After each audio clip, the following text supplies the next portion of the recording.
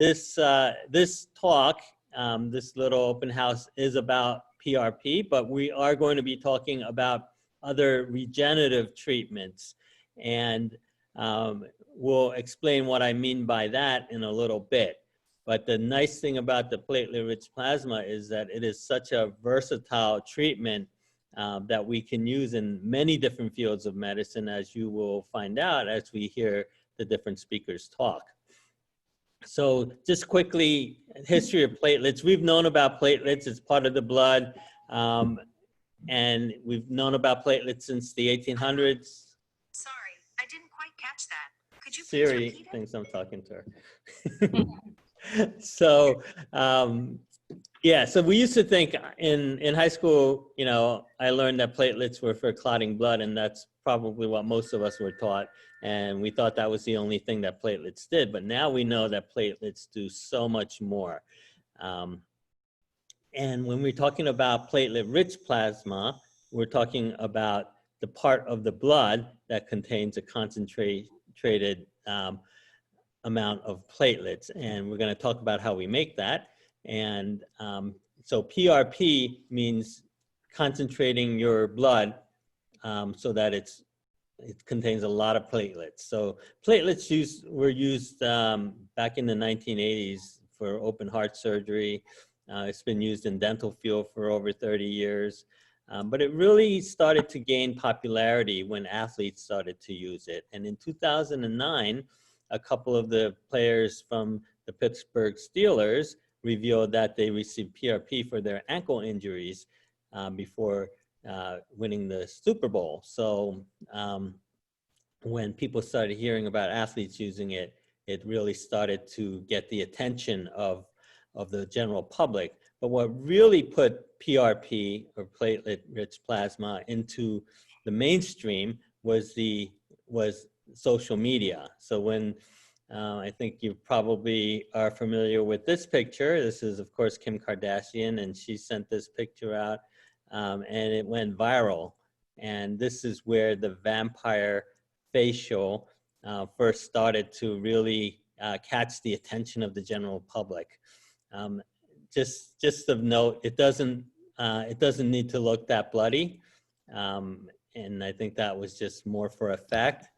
But the point is, this is a vampire facial where we can topically put platelets on your face.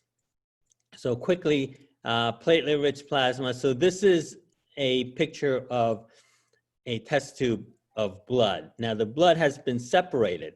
If you, let me just put, annotate.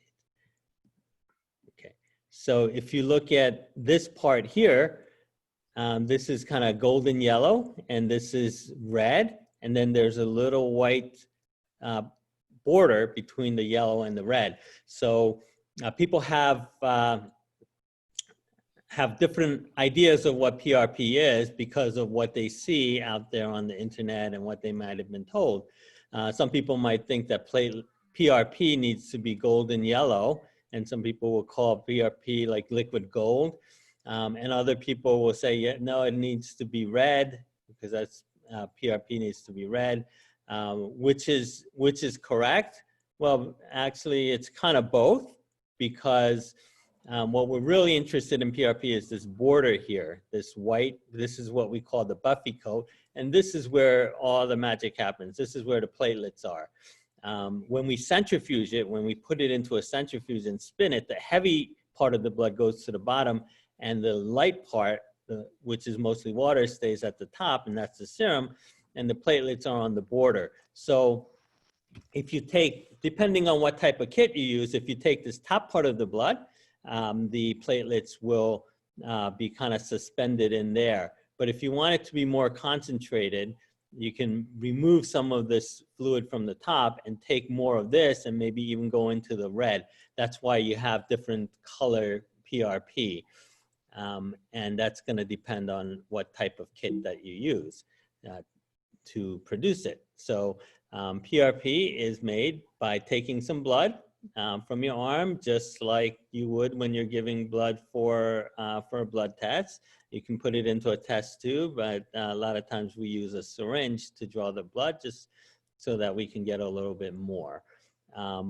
And this again is the whole blood. When we spin it, we separate it into the components, and then we take a portion of that where all the platelets are and create PRP. And then we can use that PRP for a lot of different applications. As in the vampire facial that I showed you, you can put it on topically after microneedling, or you can inject it. And what's happening? So basically what we're doing is the platelets respond to injury.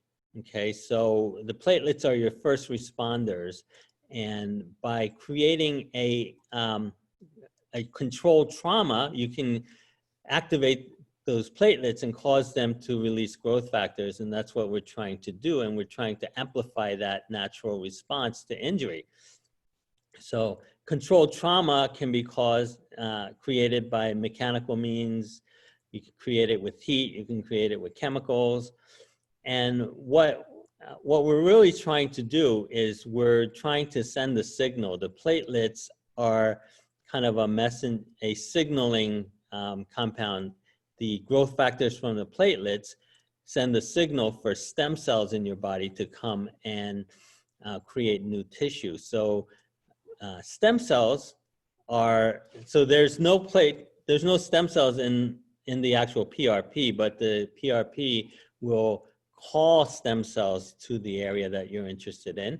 And the stem cells are capable of turning into different tissues. So when we're interested in skin, we're gonna signal the stem cells with the platelets to come and make more skin. But you can also do the same thing to make more hair, make bone, cartilage. So where are the stem cells? Stem cells, it turns out, are everywhere in our body. We used to think it was only found in the bone marrow, but now we know that they're kind of everywhere. So they're actually found on the capillary network.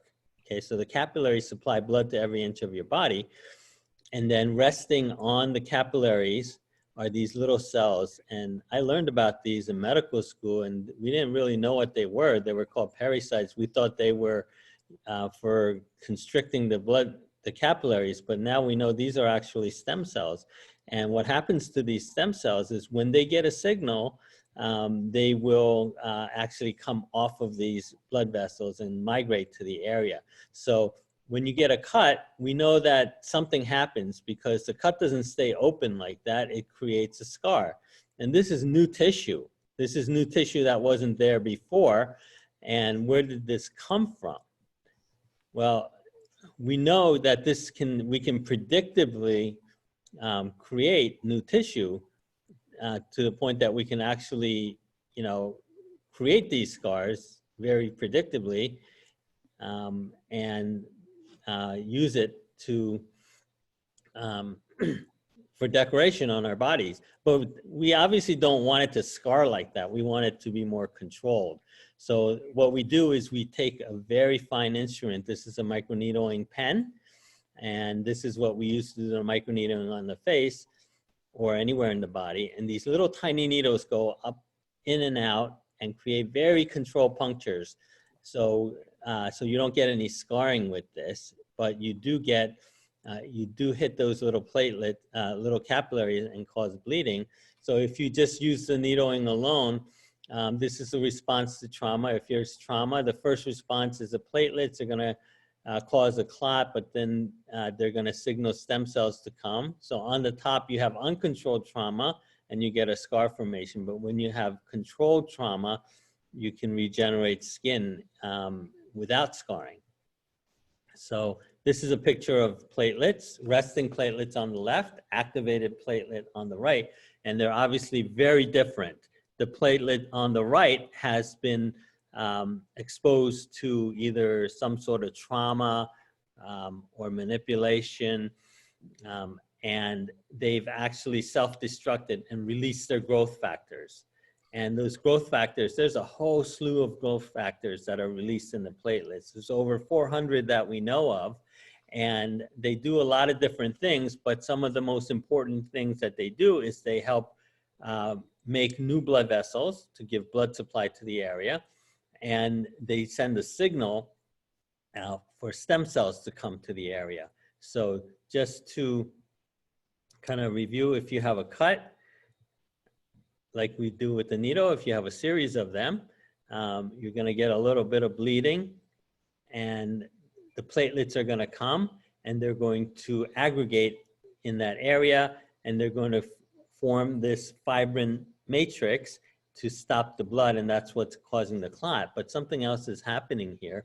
The clot, this kind of matrix is full of platelets that are being activated and releasing their growth factors. So when these growth factors are released, it's sending a signal out to those little cells that were sitting on the blood vessels, and they kind of pop off those little capillaries and they migrate to the area.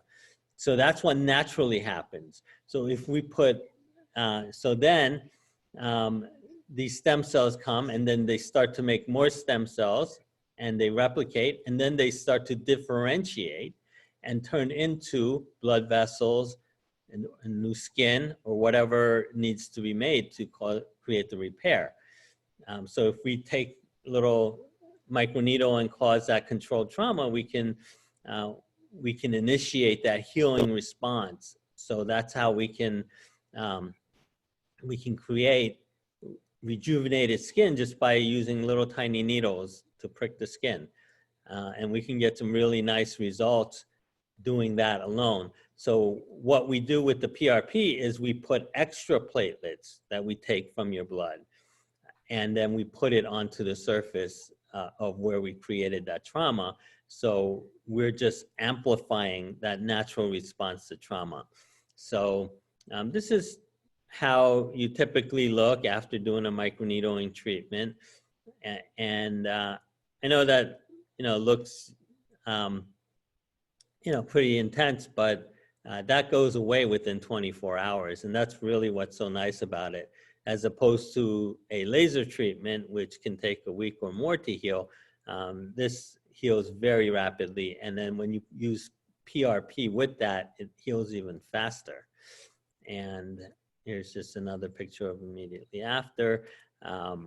And we can also use the microneedling and combine it with radiofrequency treatments and get some really nice improvement in texture, fine lines. And we typically do a series of these. This is another one that we did we used radiofrequency as well. So it's a nice way to combine different treatments.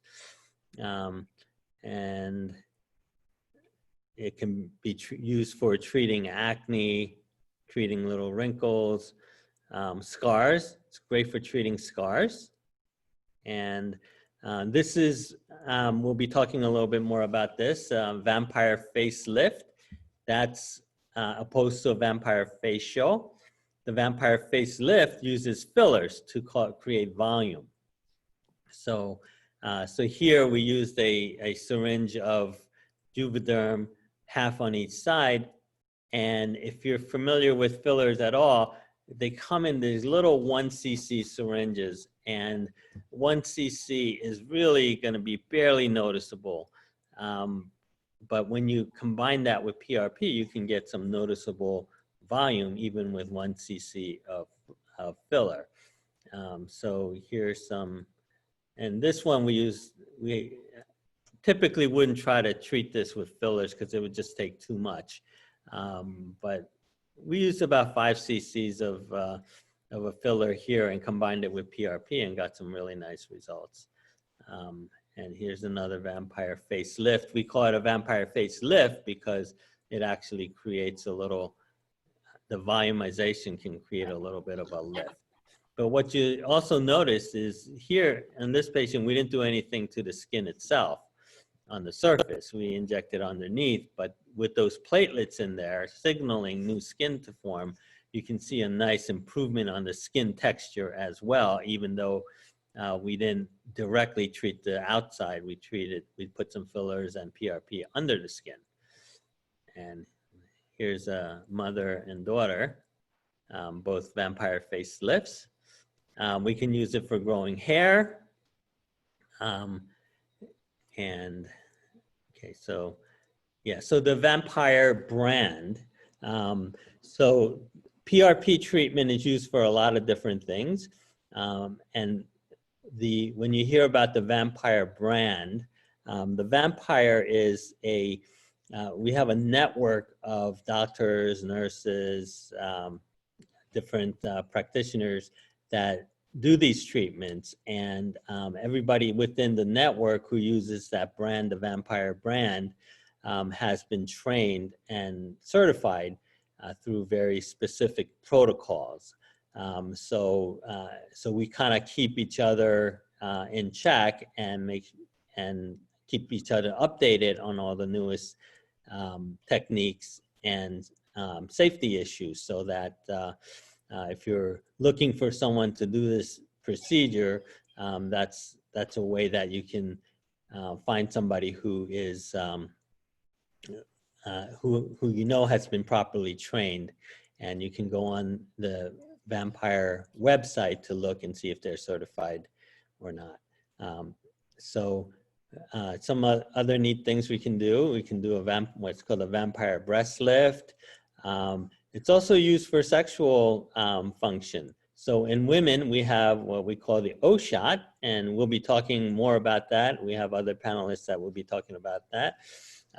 And that is great for helping female sexual function, as well as issues with bladder. So what it does is it helps to kind of help structure of the vaginal wall and hold up the urethra, and it's been really successful for treating incontinence, stress incontinence, urge incontinence, and it helps with lubrication, helps with sensation, and it may even help with orgasms. That's the name O shot.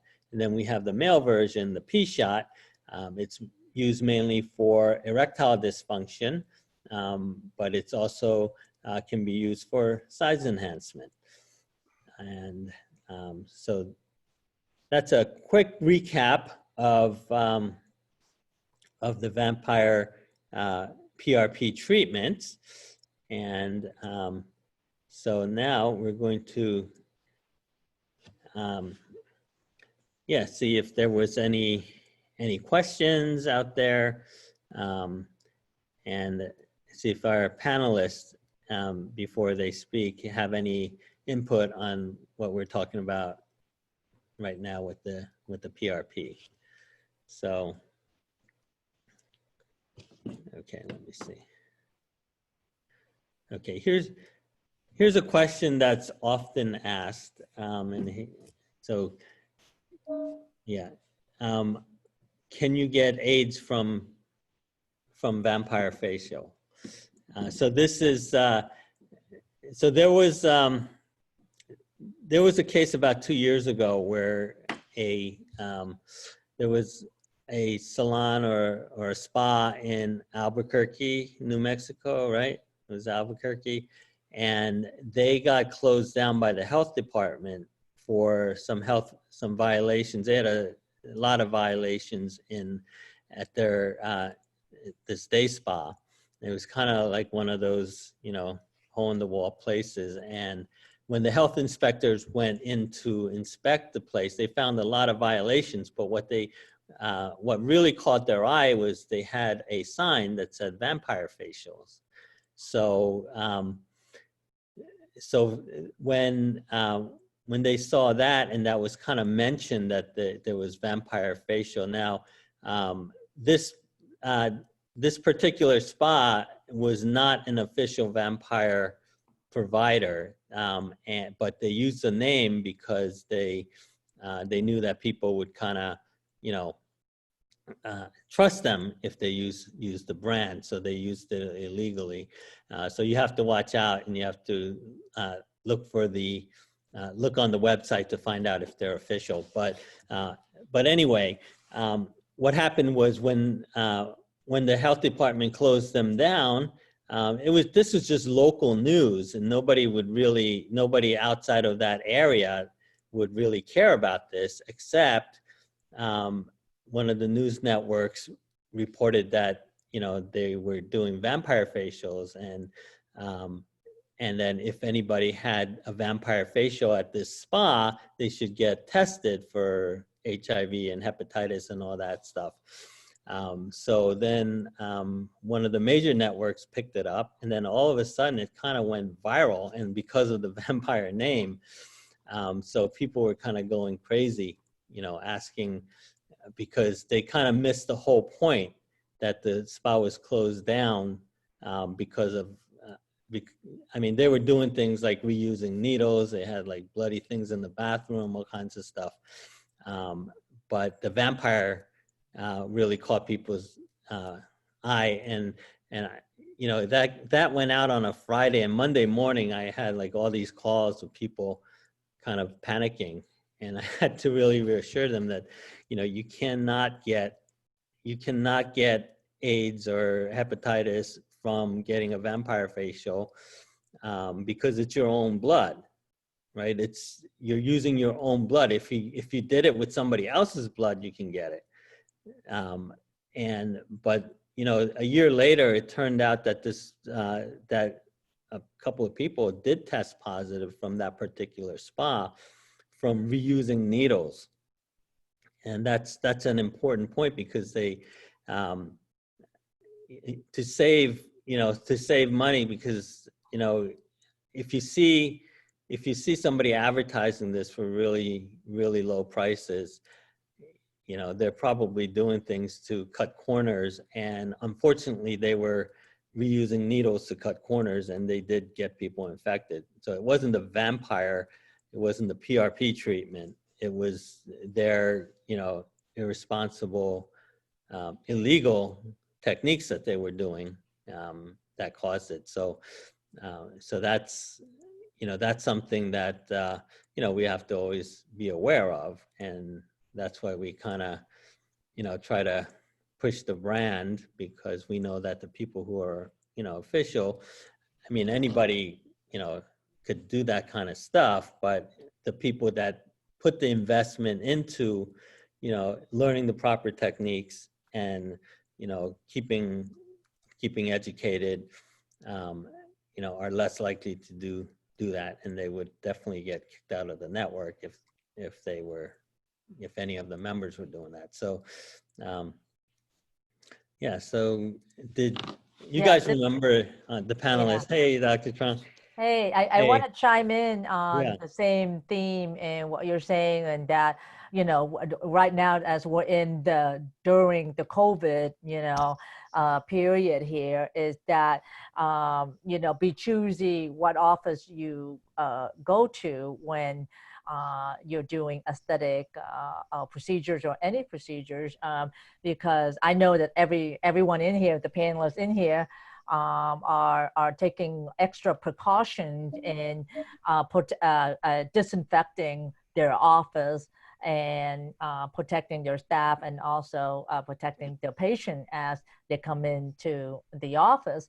And so I want the attendee to be aware that, where you frequent, is that, maybe be more cautious of the spa setting, who, that, because they may not, using EPA qualified disinfectant, or if they use a disinfectant, how long are they leaving it for before, they reuse it again? What precautions are they taking to protect the patient as well as their staff, and are they doing adequate screening as well too? So something to keep in mind during this area, not, especially when you're doing elective procedures. Yeah, so now with the COVID going around, we also have to be, cautious of the airborne spread as well as contact. So are you doing vampire facials yet? Me? Yeah. Oh yes, yeah. I'm doing all of it: vampire facial, facelift, OP shot, the breast lift, and what else? Yeah, and the penile enlargement that you taught me. So Yeah. So I was particularly asking about, in light of COVID, we haven't started doing the vampire facials yet, but what we figured was when they allow hair salons and places like that to open, which will be next week, we'll kind of restart the facial stuff. And then of course, some of the precautions that we'll have to take are going to be a little bit different from what we used to do. Because obviously we have to take the mask off if we're doing, the provider Right. would certainly wear Right. the mask. So what we're doing is that we're kind of using American Dental Association recommendation is that they rinse their mouth with, hydrogen peroxide and then spit it out. And then we screen everybody for fevers and symptoms before they come into the office. And as you're doing the vampire facial, of course, the masks come off, but I'm not very close to the patient. I'm standing and I'm about as long as my arms are away from the patient doing the procedure. It takes about 20 minutes for the procedure, and that's and then afterward, they put on their mask, so we don't take it any longer than it's necessary, but we move them along. Yeah. And Dr. Polit, you do the vampire facials as well. Did you start doing it again? Well, I'm in the Dallas-Fort Worth area, so things have been open for a couple of weeks, and we have been actively doing the vampire facials and facelifts, and not having any problems. Okay. So, And so are people, do you find that the people are feeling comfortable doing facial treatments right now? I think Absolutely, so. in Virginia. Yeah. Uh-huh. Yeah. So, We're screening people ahead of time, asking them to be honest, and in the screening that they tell us if they've had exposures or testing. And then of course the disinfection has always been going on in the office, but now we have the additional hand sanitizing when they arrive, checking temperatures, and then everybody wears a mask. And then when we actually do the treatment, they do need to take it off, but basically keeping up on exposures and disinfectants. okay. And what, so tell me about some of the results that, why do you like the vampire facial versus just doing microneedling or?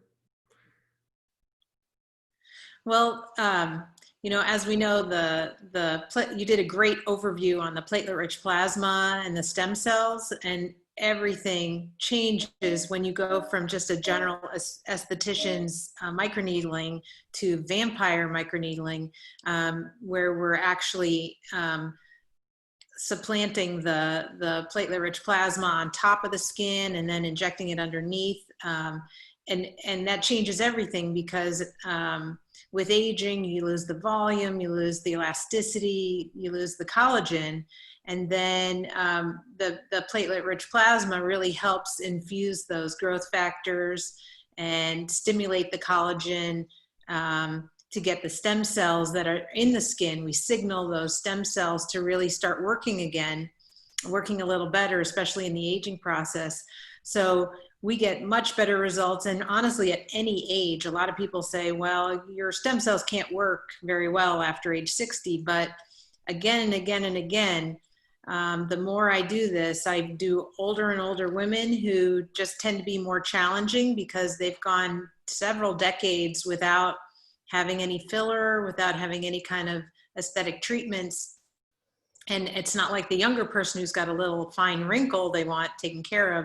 The more challenging ladies, I think, are nice because we can, it tests our skills a little bit, and then we test and see how well the platelet-rich plasma and the stem cells respond to the vampire treatment we're doing, and we're just getting amazing results, really amazing results. That is great. Yeah. So right now, doing mostly the vampire face lifts because it takes, for us anyway, it takes a little bit less time than doing the vampire facial. So there's a little less of, face-to-face time. But I think, at this point, if we're really careful, there's no reason why we can't start back doing the vampire face lifts again.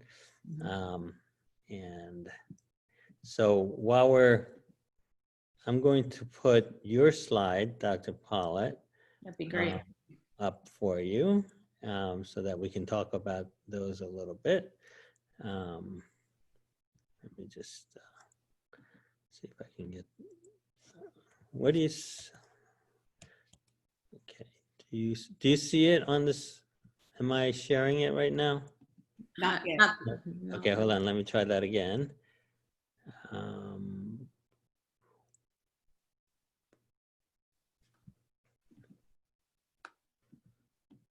And that's what I like about, having before and afters are really, really important because they can just show you and share so much more than you can explain in the office, because we have time permitting.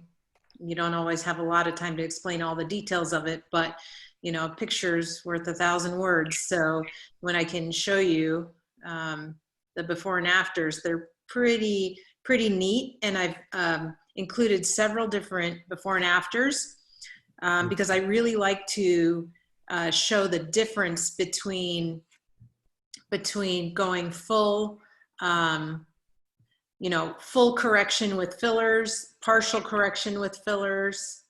Yeah, we've got them there on the left. Okay, let me just show you here. Hold on. And I can explain what we did with each one.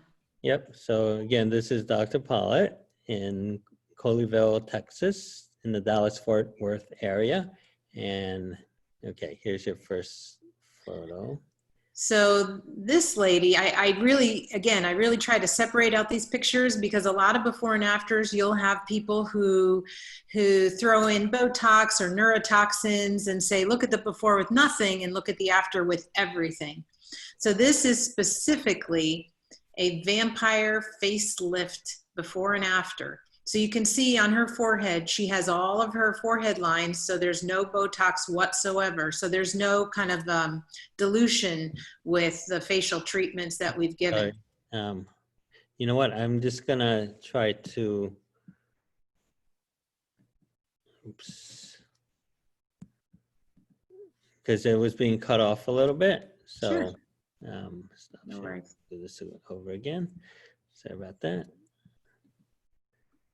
Okay, let's see where your slide is.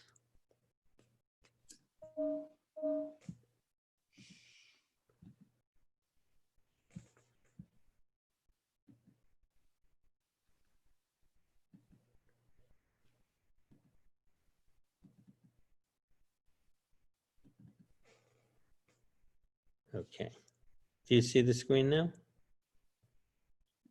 I see your options, but not the before and after photos. Okay, I'm gonna stop it again. Share screen. Okay, here it is. Okay. Okay, can you go back one? Yes, Oh, back. that's fine. There we go. Okay. Mhm. So if you can see, can you see the full face on the after or just partial? Yeah, I mean, I moved my, so I guess it depends on if you're looking at it, you can kind of move the picture of the panelists. Oh, I see. Yep. So you can move your panelists. Got it. All right. So you can drag them down if you need to so that you can see the full picture. And it's a really dramatic difference here. And can you put your finger exactly on what the difference is? No, not exactly until you start picking apart what the changes are. So this is an older lady over 60 who had not done anything ever in her whole life, not even little pampering facials. And she came in and said, I used to look amazing. And in fact, you can see she actually looks a little bit like Michelle Pfeiffer. And she said, I'm going for the gusto. I want to do it all at once. I don't want to do this multiple times. Let's just go for it. But she did not want to do Botox or neurotoxins because it was a recurring every 3 to 4 month treatment. She just wanted to do one thing once and be done with it. So we did a full correction with fillers, which does take more than the standard vampire facelift involves 1 syringe of filler. So she did need more than 1 syringe. But when we did full correction, then I let her do the vampire facial, which was the microneedling, and then smearing the platelet-rich plasma through those holes of the microneedles, and then injecting the platelet-rich plasma under the skin.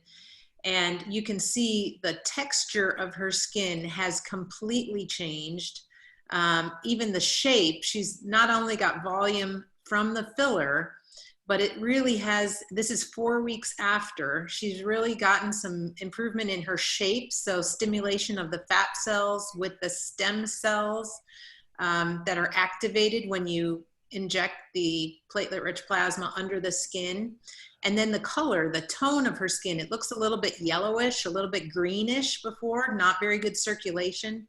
And then after, 4 weeks after, she's got excellent skin color and skin tone.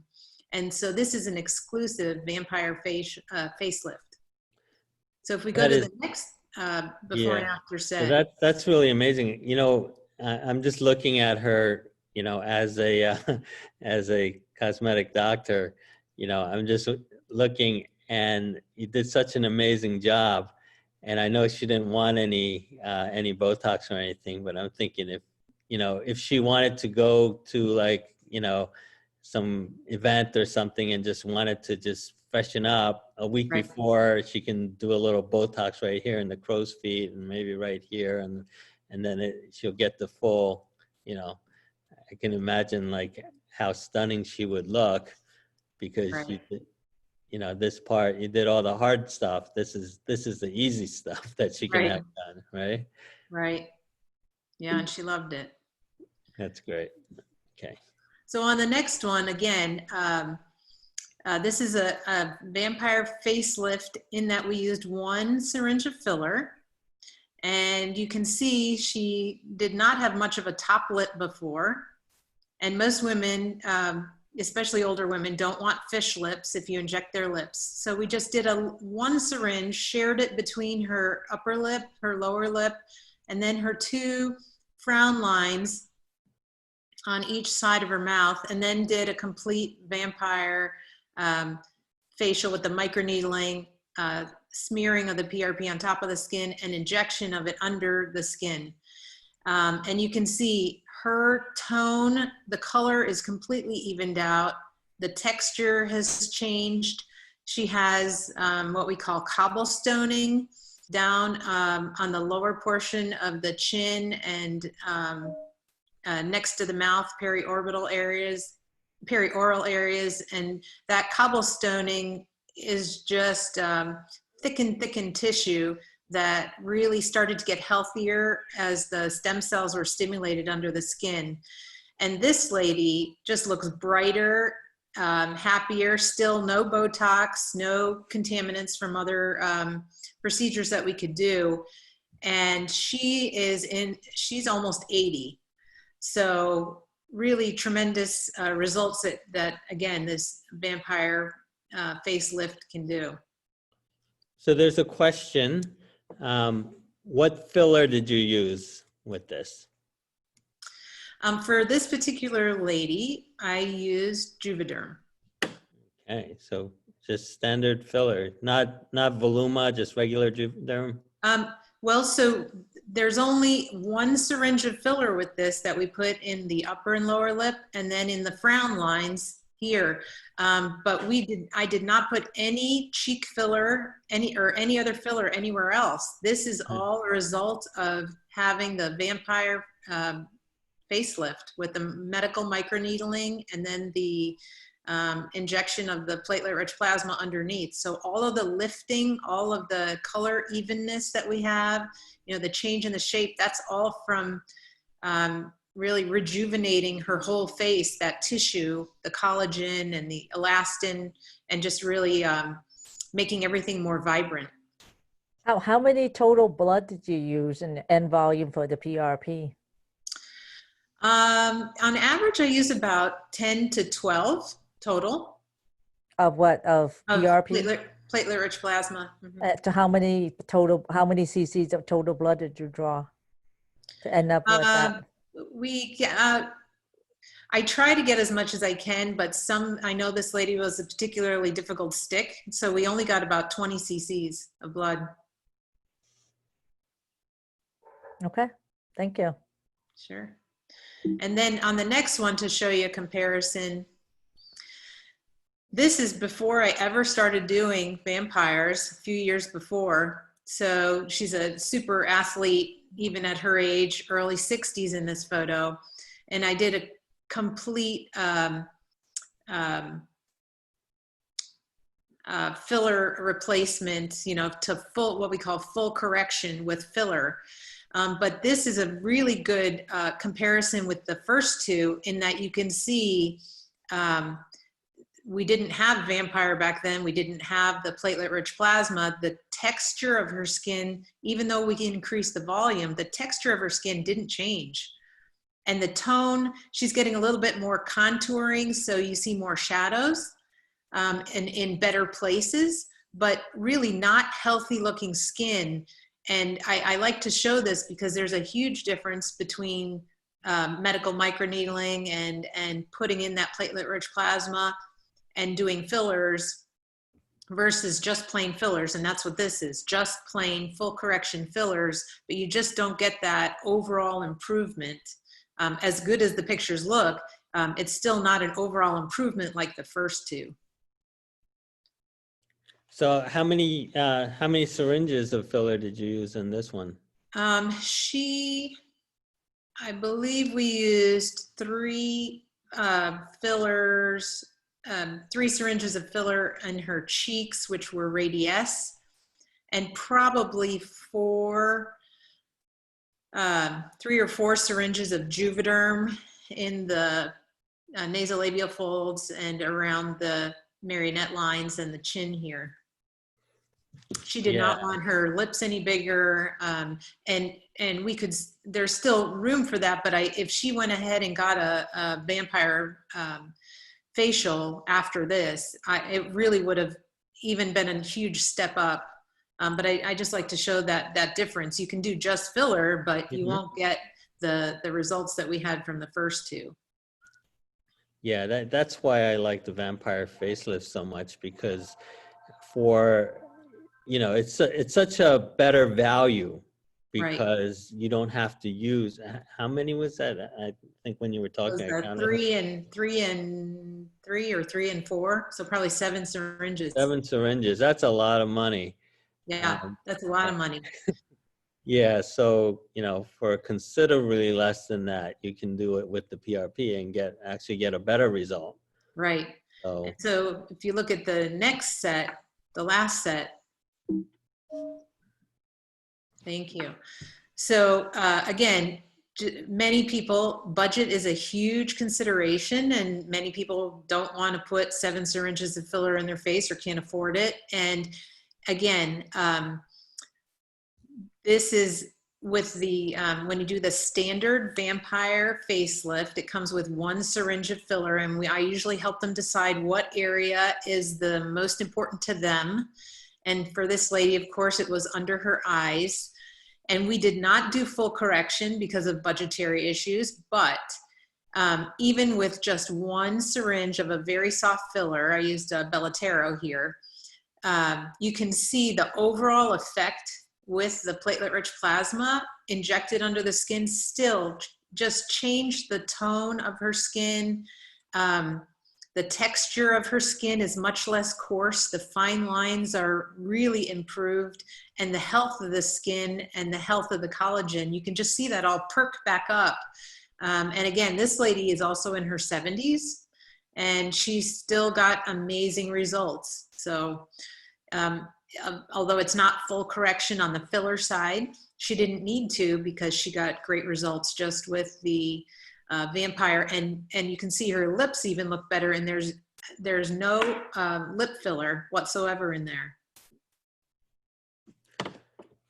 Amazing.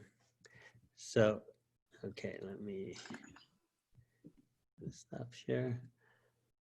Yeah, so those are, those are some of the things that we do with the facial stuff. And as you can see, we're getting really some amazing results with using platelet-rich plasma, either by itself with the microneedling or in combination with the filler. And just the Vampire Facelift is when we combine it with filler. And the reason that we get such a synergistic effect when we combine it is because the filler actually acts as an activator for the PRP. So when we have filler in there and put PRP over it, the presence of the filler is actually traumatizing the platelets and causing them to release more of the growth factors. And you're going to recruit your stem cells to kind of form around where the filler is. So you're actually marking the area with the filler where you want the stem cells to go. So we have a lot of fun with that. So yeah, and Beth Peller here is our nurse at Omni, and she does a microneedling for us, and she injects likes to inject the PRP, just straight PRP under the skin when we do the microneedling with PRP as well. And do you want to tell us what you find when you do that, Beth? I definitely see a difference in the skin almost immediately. And when people do a series of vampire facials, one of the things I find most rewarding about doing it is, let's say people have acne scarring. You can absolutely see a difference over time with adding in, they might do 3 microneedlings a month apart, and then do one with the platelets, with the PRP. And it really builds up their skin. And even just anybody looking for overall rejuvenation will see improvements in fine lines and wrinkles, pigmentation, just as we saw from Dr. Polit, just the skin itself looks healthier. It's thicker. In fact, sometimes I even find when I'm doing a series of microneedlings with the PRP, I'll see that I need to go a little deeper with the microneedling pen, because the skin seems to be actually thickening up because of the collagen production that's stimulated by the growth factors that are released, not only with the microneedling, which activates them, but then we add more with the concentrated PRP with the additional platelets. So it really bumps up the results. Amazing. Yeah. Cool.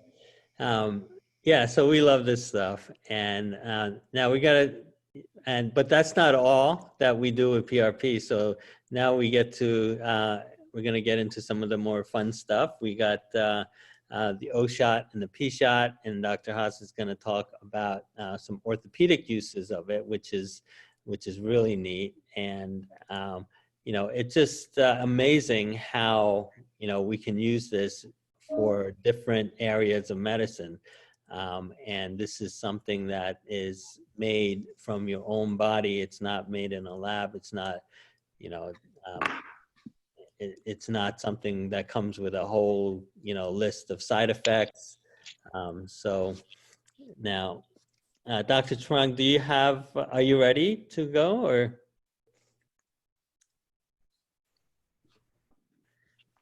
Dr. Truong? Yeah, I'm here. Okay. You want to go next? Yeah, I'll be glad to. I'm gonna share my screen because I made some slides, and Right. so I think I'm allowed to do that, right? As a panelist. Yeah, you should be able to do that. All right. Let me pull up my slides first. Okay, so. All right, hold on.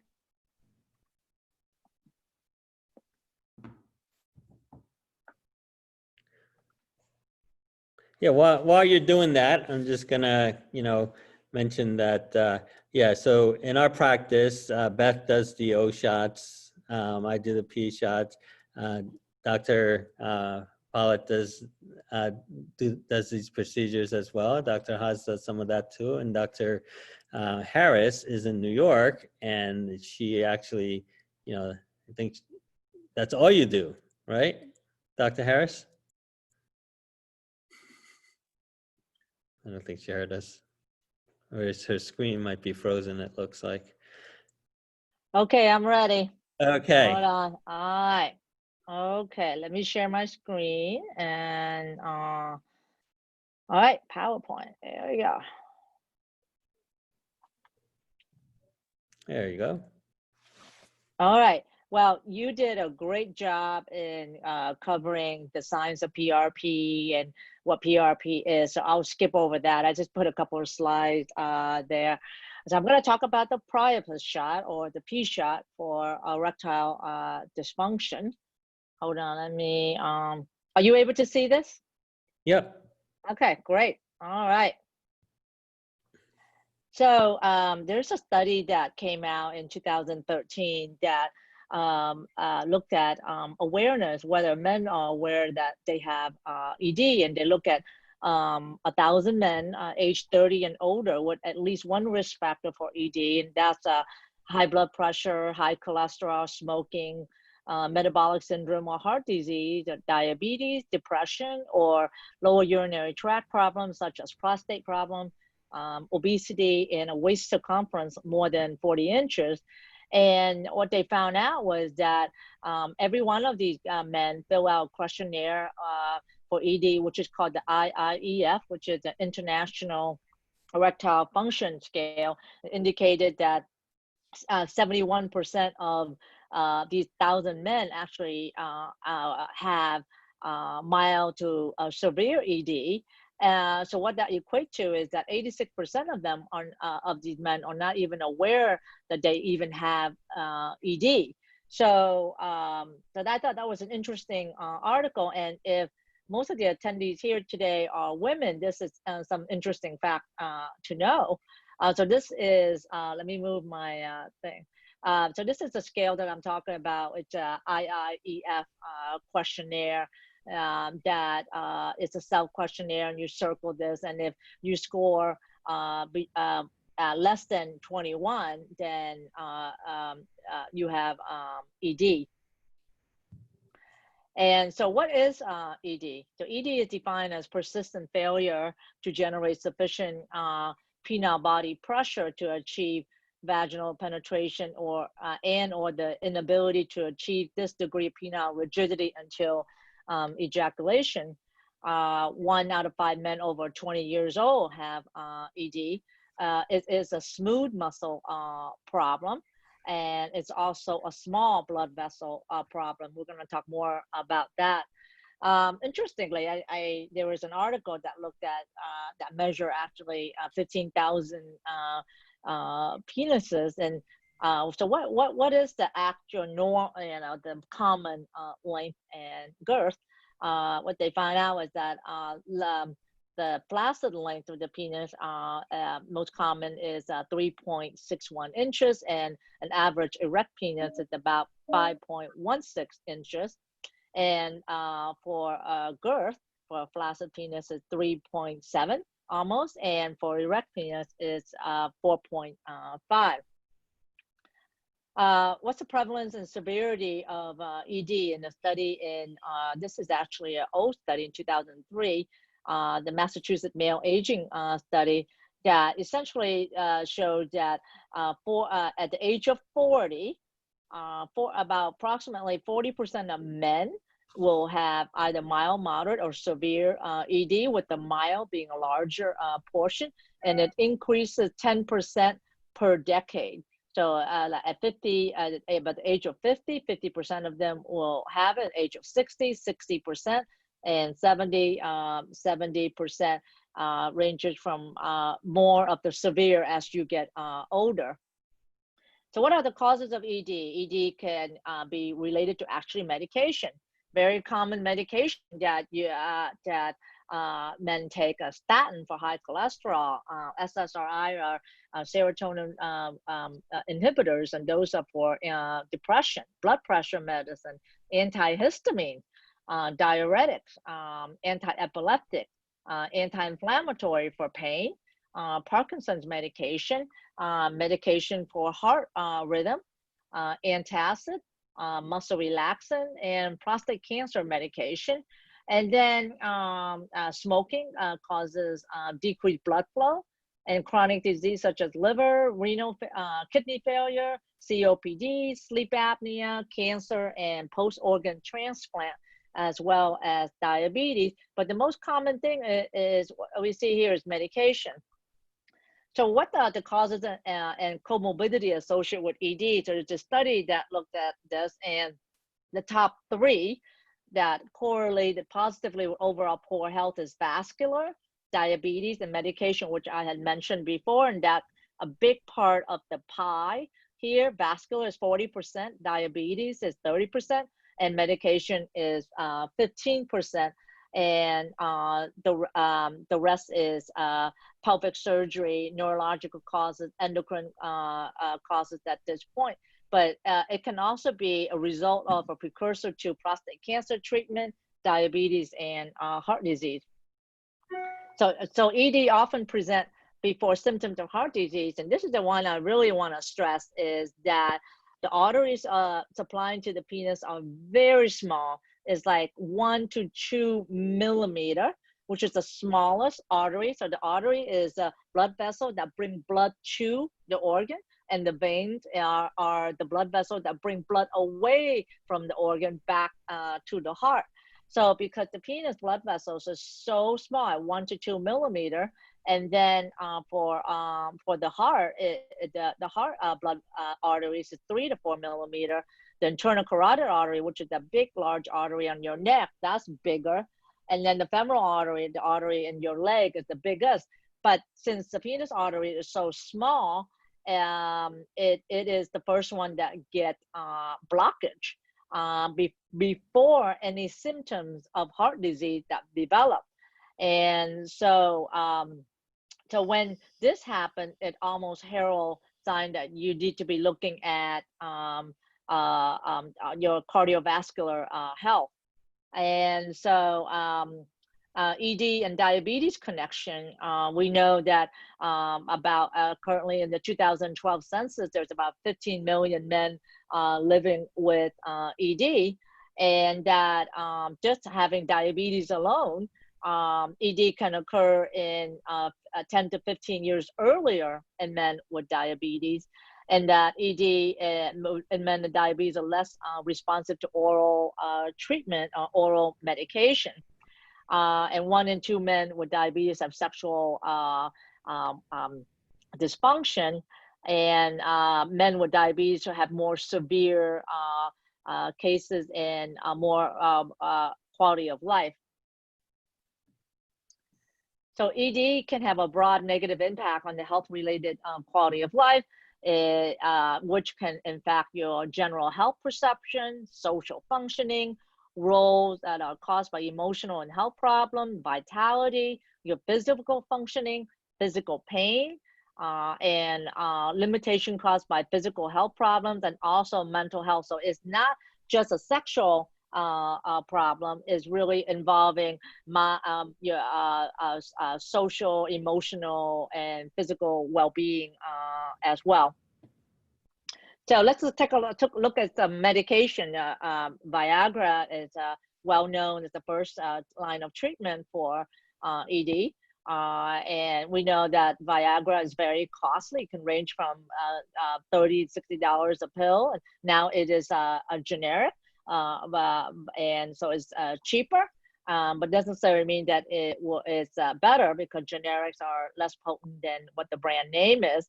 Viagra cannot be taken with nitrates and or blood pressure medicine such as alpha blockers, or Flomax, which is a medication for prostate. We'll kind of look at that more.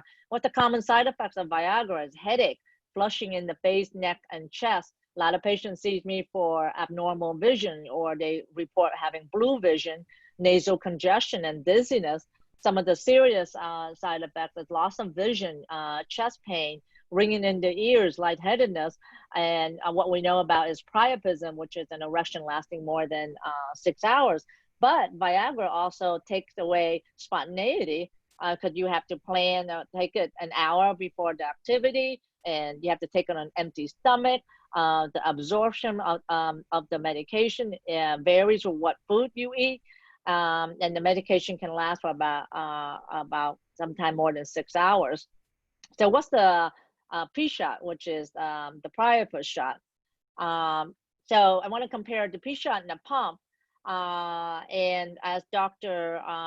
Song mentioned earlier, the P shot is essentially, if I can go ahead, is essentially an injection where you take your blood out and put it in a centrifuge, and then you when you take it out of the centrifuge, you have the platelets that are concentrated in this white layer here, and then we take the platelets and the plasma, and that's what is injected into the penis. And within the platelets, you have all these growth factors that are identified here that promote new blood vessels, that help with cell growth, and promoting collagen. So let's get back to let's compare the P shot to the pump. So some men will use the pump when they have ED. A pump is temporary; it's not long lasting. It's time consuming. You have to do it daily. It can cause bruising or swelling. 86% of them are switch to something else because it just takes a lot of time. And you see some improvement in girth actually, but it's over a long period of time. It really does not treat the cause of the problem. It's like doing cardio once a week, but it doesn't have long lasting compared to the P shot, which is uses your own blood. It's natural, it's long lasting, it's rarely any side effect. You don't have to do anything. You see an immediate improvement. No equipment is needed, and you're treating the source of the problem, which is treating the decreased flow to the penis, rather than trying to treat the symptoms. I almost correlate the P shot as trying to resolve your pain. Let's say if you have back pain, you take pain medicine, then you're treating the symptoms of your pain rather than trying to figure out what's your pain coming from, muscles or nerve or a disc, and trying to treat those causes. Let's compare P shot and Viagra. Well, I just went over Viagra is really treating the symptom and not treating the cause of the problem. We talked about the side effects and the spontaneity. And then if you had heart problem, a prostate problem, is you can't take that. And then after a while, you develop a tolerance to the medication, and it has about a 70% satisfaction. The P shot, again, is treating the source of the problem for leaky veins in the penis, is longer lasting. It can last for about 1 to 2 years. No side effect, no medication, increases sensation. It actually will rejuvenate the penis tissue. It has with greater endurance, and also 85% satisfaction. So P shot has been in every magazine that you can imagine. It has a lot of press since it first came out, I believe, in 2014. Okay. So let's look at the anatomy of the penis real quickly. So the penis is like a spongy tissue, and it has two spongy tissue here with artery, which is bringing the blood to the middle here. So, and then another spongy tissue underneath where the urethra is where the urine flow out of. And so how do you get an erection? It's blood flow flowing into these spongy tissue, and then that gets larger and until it becomes rigid. And as it becomes rigid, these veins right here gets compressed, so the blood doesn't leave the penis and stays in the penis. and then after erection, then these veins open up again to take the blood out of the penis. So oftentimes the erectile dysfunction is due to these leaky veins that does not close up to prevent the tissue to expand. So what's the benefit of the P-shot? It strengthens the penis and increases arterial pressure and decreases the venous leak that I talk about. And it also decreases the plaques in the arteries. It increases the density of the corpus cavernosum tissue, which is the spongy tissue. It also strengthens the penis with no lumpiness. It treats Peyronie's disease. I do a lot of Peyronie's disease, and it's amazing. And you actually see like almost a reversible effect. Increased circulation within the penis for a healthier organ. It make other therapies work better. So if you are on Viagra at a higher dose or it's not working, you actually will respond to taking this medication again, but sometimes even at a lower dose, and sometimes you may not need the medication at all. It also increases sensation and pleasure. And even you can even treat this in patients that have post-penile implant on the glands area, where I see patients with post-penile implant and they said they've lost sensation at the tip. You can actually bring back sensation into the tip with this. And it's been proven in multiple studies for PRP to work for erectile dysfunction. Also want to mention that treating erectile dysfunction is not just a sole modality, that you can't just do the P-shot alone. You really have to look at man's hormones, what his testosterone level is doing, and then also adding shockwave therapy and also peptides therapy. I routinely do not just do P-shot alone. I always combine with this multimodality treatment. And of course, now lifestyle changes. We know that if you change your diet, lose some weight, exercise, it actually will improve your ED as well. I just want to mention a little briefly about shockwave. Shockwave is essentially a machine that uses sound wave. This is the machine here. We have the focus, the shockwave machine. This is the radio shockwave machine. And what this machine does is that it uses a sound wave to trigger a process called neovascularization, where you use a sound wave and you put it next to the tissue, such as the penis, but you can treat this for a musculoskeletal condition, as in like elbow pain or bursitis, and the sound wave will transfer the weight to the tissue to induce a process called neovascularization, which is inducing more blood flow to the area, which then cause more blood vessels to form, which then improve blood flow to the region. This therapy has been used for kidney stones in the past, that you call that blast off the kidneys stone, but that's called high intensity. So this is more of low intensity shock wave, which we use to help men with ED, and for women for to tightening of vaginal muscles. So yes, I wanted to end with that thought, and to mention that ED can be treated. The point is start early, and instead of later, when you don't have, when you take Viagra for a while and it doesn't work. The easier you start, the earlier you start, the easier to treat with a longer outcome. And you want to start when when you man first notice that erection taking longer than it usually is, and we know that it starts around when you're like 40 years old. And that ED is an early indicator of vascular disease, almost a decade before you start having cardiac symptoms. lifestyle changes that's important, such as managing weight and smoking, reducing smoking or don't smoke, or changing your diet can actually treat early ED, and it's also help optimize your blood vessels without blockage.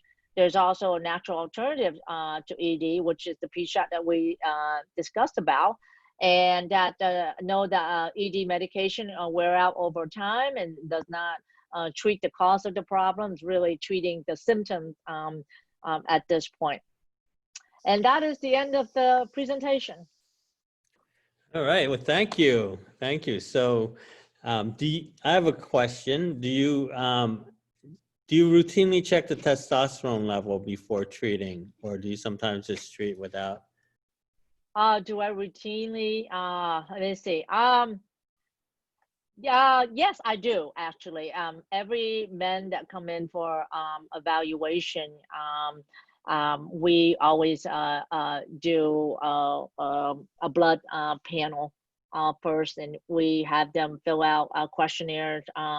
The ADAM questionnaire, which is a questionnaire that assess for low testosterone, the IIEF, the prostate questionnaire, and and a whole metabolic assessment. Mm-hmm. So you want to make sure everything is, and then, you mentioned how it correlates with heart disease.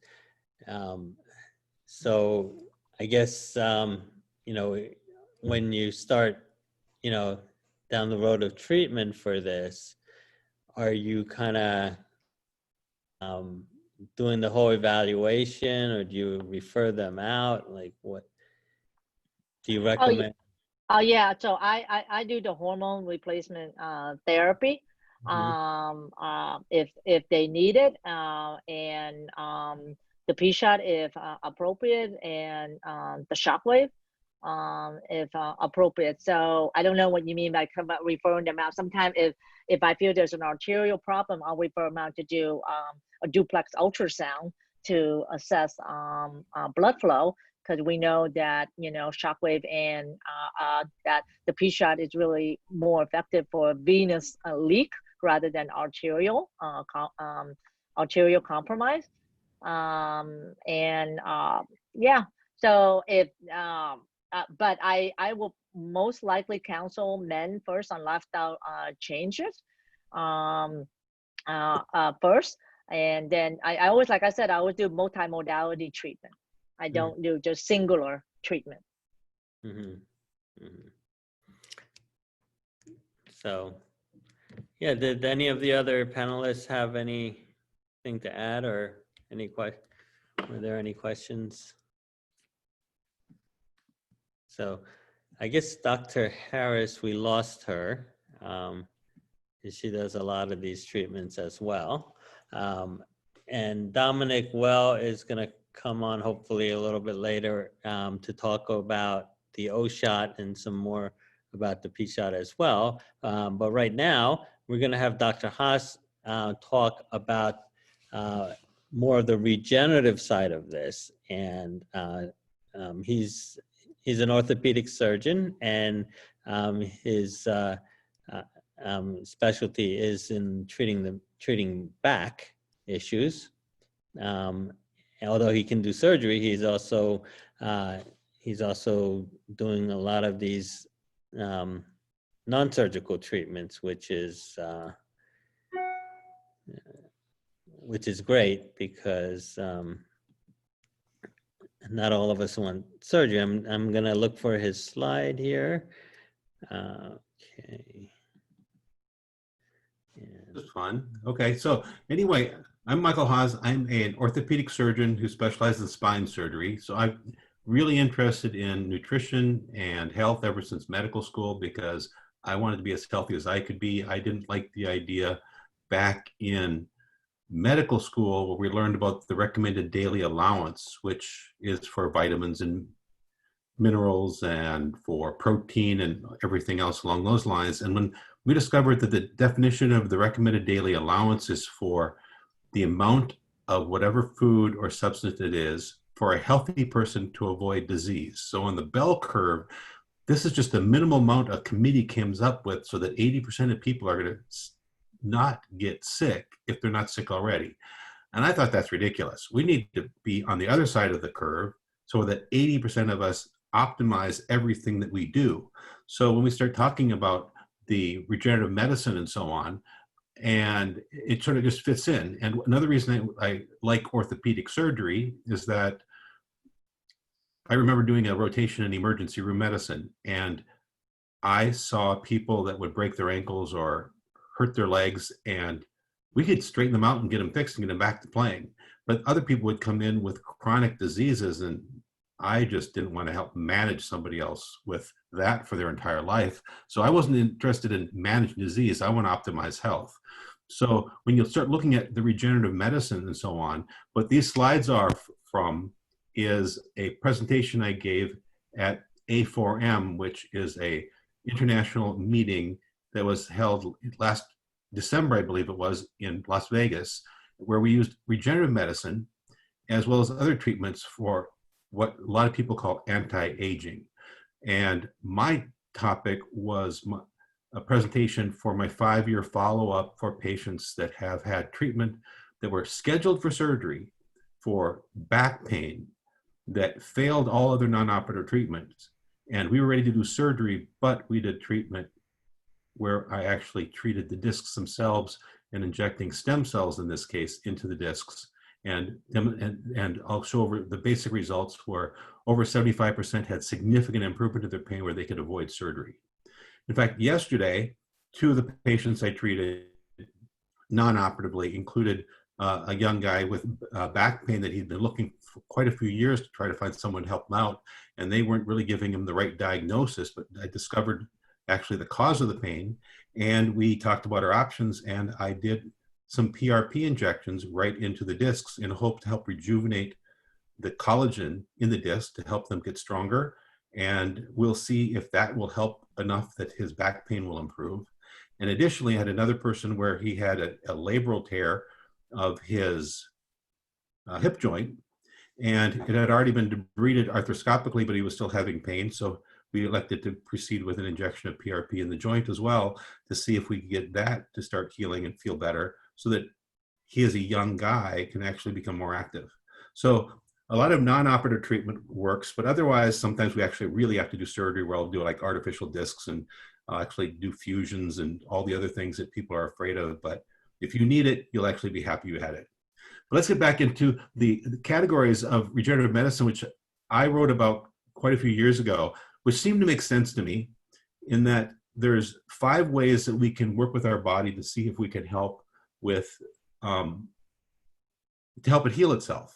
So one category is how do we optimize how our body can heal directly? So that'll be one category we're going to talk about. The second is what can we do to actually upregulate or stimulate the healing response? And we talked a little bit about that with some of the microneedling. By putting small little areas of trauma, we can actually get the body to start stimulating itself and then start a healing process so we can actually get more skin or collagen to thicken the skin, or it can help tendons heal and so on. The next step we can actually start doing is taking some cells from one part of our body and move them somewhere else. And I'll give an example. Sometimes if I need to do a fusion, I might want to take some bone cells from the hip bone, which is actually the iliac crest, and move it somewhere else where I really want something to heal. And then we talk biologic adjuncts, which now we start talking about the PRPs, and then we start talking about stem cells. So we'll go through that briefly. So why don't we just get the next slide? I think you're in charge of that, right? I am. So one of the things we can do for healing our environment is what Dr. Truong talked about as well. We want to eat well. We want to have the appropriate diet, which you see up in the upper corner, the appropriate nutrition, including both the right amount of proteins, fats, and carbs. And we also want to have the rest of our nutrients, including our vitamins and our minerals, to help round out what we need to give ourselves all the tools we need to do the healing. Then we also need to stimulate our bodies. We need to build muscle. We need to build our heart by doing exercises. And it's very efficient to do exercises by lifting weights or doing interval training. There's lots of interesting techniques that we can use to be really efficient, including something called super slow training, or you may have heard of something called blood flow restriction training. all of these things that can actually help stimulate the different muscle fibers so that we can actually grow muscles and maintain muscles, because we need muscles to grow. We need muscles to be able to do anything and walk and move. And they're also necessary in case we get sick, because they're actually a repository for a lot of energy and healing. Other things we can do to optimize our healing is intermittent fasting. By spacing out and timing what we eat can help modify our insulin response so that we actually can increase our growth hormone. And by resting and recovery, by either not eating all the time or lifting weights and exercising, we actually can increase our healing by modulating how our growth hormone actually goes. And we normally have growth hormones, but it'll respond to healing just like everything else. So number one, we optimize our healing environment. And I think I'm talking pretty fast trying to get through this with you guys, but it's important to choose a way to live to be as healthy as you can be. And this is the foundation that we all should work from. I think we have a next one. Next slide. And next slide. So the second category that I described is things that we can do to actually stimulate our body's healing response. We talked about the microneedling in the skin and the face to help actually grow and stimulate, and it's like a micro trauma that our body wants to heal. Like we break our leg and our body rushes to heal it, but we don't want to break our leg. Or if we get a small cut, our body wants to heal this. So what other things can we do? If we have a ligament or a tendon that's not healing very well, prolotherapy is a treatment where we inject something that's sort of irritating to our body, and then our body sends a healing response to it. So what prolotherapy often uses a compound or just a sugar water that is put alongside some tendons or ligaments, and that can help collagen to heal and actually can thicken this up and stimulate some healing. We talked about the injection before, or dry needling, the same idea. And if you sprain your ankle, initially we want to put some cold initially to help decrease, not have too much swelling. So we're affecting our body's response because we don't want an overabundance of swelling there. But eventually we might want to actually increase the blood flow, so we may want to put heat. And heat can be through ultrasound, heat can be through a heating pad, all kinds of different options. But these are ways we can stimulate our body's own healing response. Next.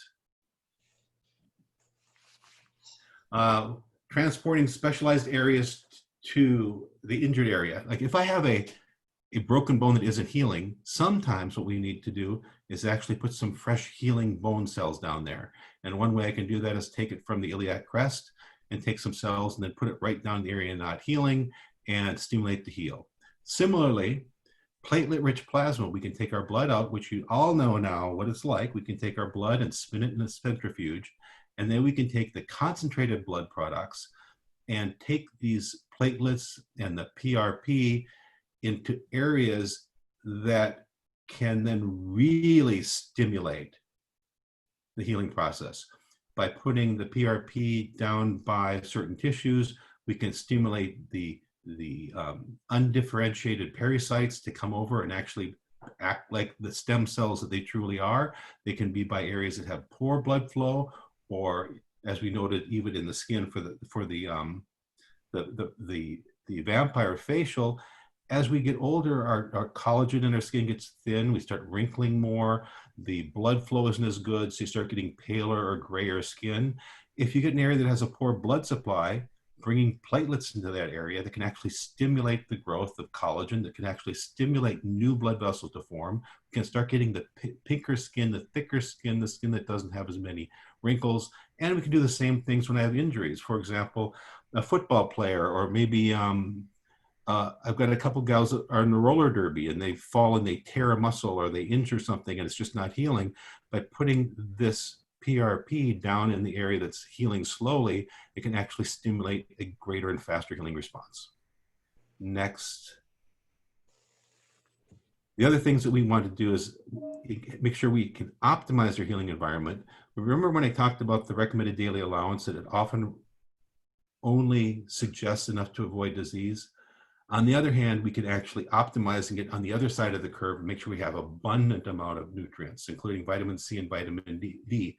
Most of us are very low in vitamin D. We don't have enough, probably 2/3 of us have nowhere even in the normal range. So we want to make sure we're in the normal range, but even in the upper part of the normal range, because vitamin D is involved in at least 5%, if not more, of all the enzyme processes in our body, ranging from calcium for osteoporosis to even potentially depression. There's all kinds of things that are problems with low vitamin D.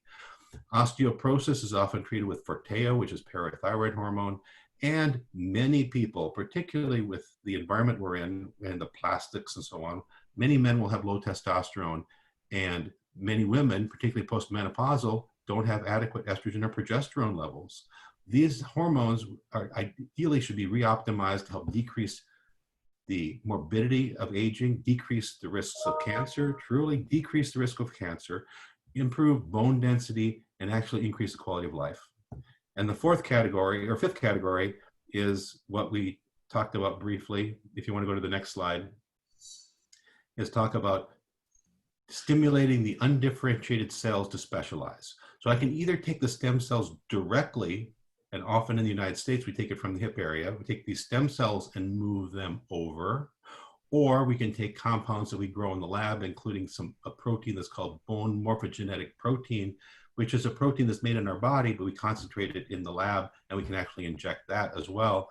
Or we can use the platelets, as we described earlier, to bring them over to stimulate these stem cells to actually come over and actually come from the areas around the blood vessels in the bone marrow or the blood vessels in the fat, for example, and actually start doing the healing. So that's a quick summary of where we can get a lot of these things for regenerative medicine. And the next few slides I'll just briefly describe, and we'll go through it relatively fast on, does this work? So at A4M, at the anti-aging conference where we talked about a lot of this regenerative medicine, we talked about, you go to the next slides, the one treatment option for someone who has chronic back pain is to actually find out where the pain is coming from. And if we found that they're actually coming from a painful disc, and that's not just the disc, which is the shock absorber in the back. You may have heard of a slip disc or herniated disc that can pinch a nerve, causing what grandma calls sciatica. We call a pinched nerve that causes pain radiating down the leg, for example. But if someone has back pain that doesn't have the pinched nerve, sometimes it is a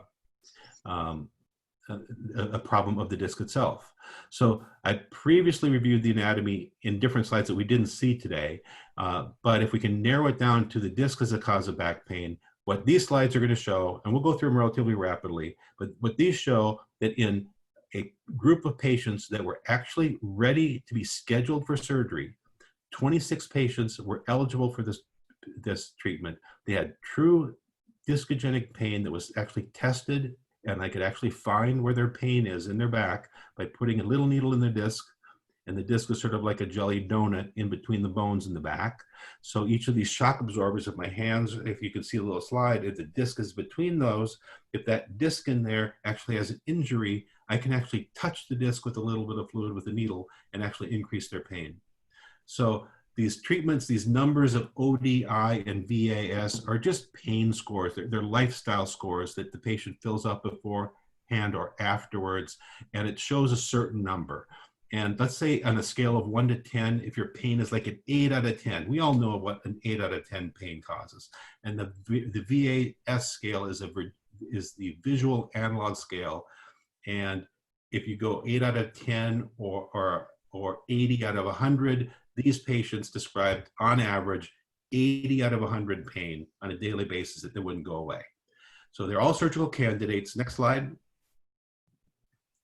And let's see. And this just shows that they're equal groups. Next slide.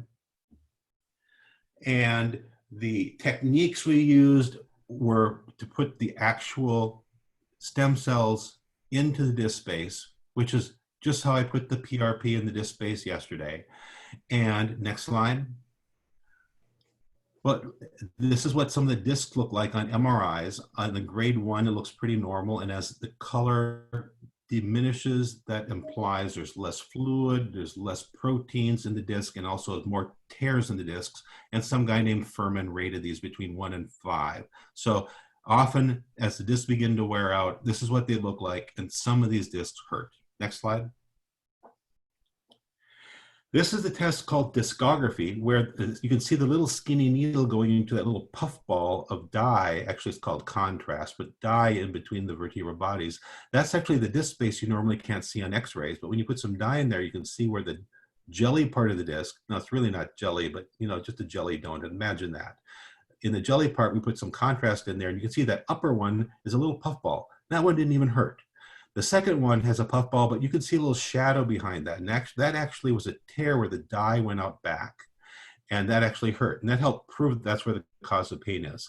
This one shows how we harvested, or how I took actually the bone marrow from the pelvis. You can see that I tapped a needle with a bunch of holes in it into where the pelvis is.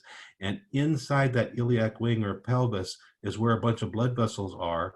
And by taking the blood out of the pelvis, we shake those parasites off those vessels, and then put it in the centrifuge and spin it down so I could actually concentrate the growth cell, the stem cells. Next slide. This is what it looks like. You can see the syringe drawing the blood. Then you can see on the right what the machine looked like or after it was spun down. And then the pictures again of the x-ray of the needle and the disc, where then a portion of this concentrated stem cells was injected. Next. So since we can't see pain, we have to go by what patients say they feel. So one thing we did see on the MRIs is about half of them showed an improvement in what their disc looked like on an MRI. But again, we can't see pain on an MRI. I can't show you smiling faces of someone who looks prettier, other than they probably have a smile on their face because they feel better. So what we do is ask them these questionnaires and see what their function's like. So the next slide should start showing us how much improvement we're having in pain. And you can see that based on the various parameters that we tested, that after 1 year, a little over half of the patients had improvement in pain and function. And it actually continued to improve by the second and third years, and it maintained through 5 years that 3/4 of patients and over 80% of patients had improved pain and function respectively by not having surgery, but having this treatment, even though they had failed everything else for potentially even years before, and they were candidates for surgery. So this is an example of how regenerative medicine in the right patient, diagnosing them correctly, has a good chance of having sustained improvement in their pain. Next. And these are some other articles that we described as we reported these at 1 year, 2 year, and 3 years afterwards. This was the 5-year follow-up. And then I think the next slide is the last one. In summary, this is a safe procedure. We had significant improvement in the scale. Remember the ODI, which is the Oswestry Disability Index, and the VAS score, which is the visual analog scale, basically on a scale of 1 to 10 or 0 to 100, how do you feel better? That the vast majority felt better. And out of these 26 patients, after 60 months, a few of them didn't feel better. So instead of 26 patients having surgery for the back pain, only 6 of them had surgery for the back pain. So a dramatic improvement in results by doing non-operative treatment. I think that should be it, Bill. And this is a copy of the article. And those are some of my associates with the article. Thank you so much. This kind of hits home because I am still suffering from effects of a slip disc that occurred about a month or two ago. And, initially they were recommending surgery. It was so bad, but because of the COVID crisis, I couldn't even get an MRI and never mind surgery. And then thankfully the symptoms have gotten much better on their own.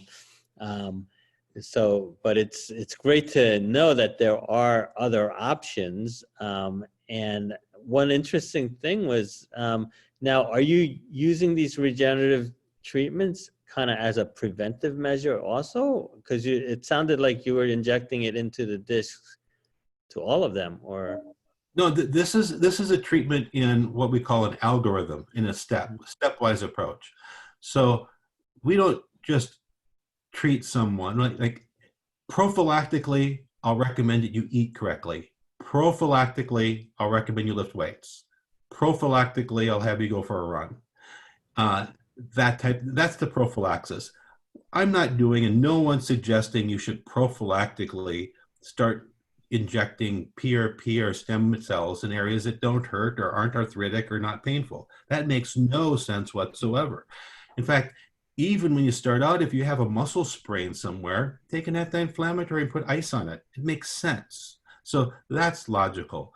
But when you get to a certain level and the normal healing process isn't occurring, or if it's just taking too long, or if there's other special needs, then we have other options to try to stimulate this and take advantage of what we are learning for how our body heals.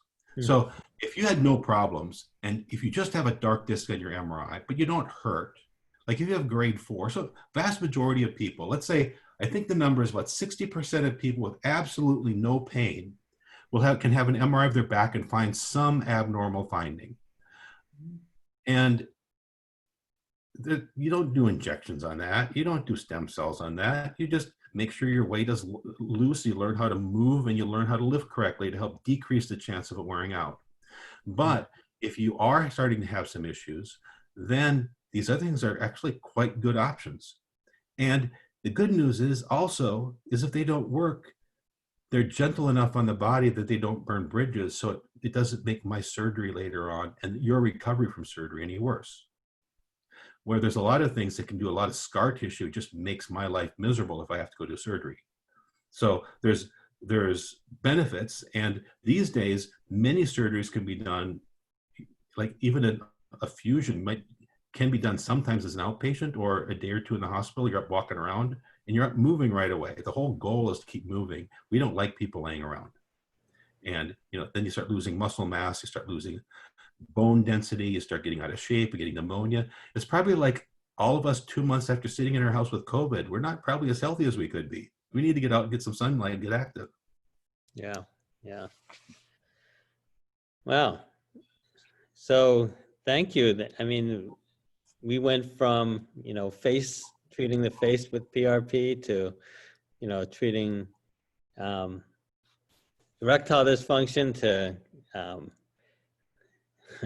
herniated discs. So it just goes to show how versatile this treatment is. And so we just had. And one thing I like about this is it fits in with the quality of life. We talked earlier about being an orthopedic surgeon and getting movement and activities and sports and helping with pain and all quality of life.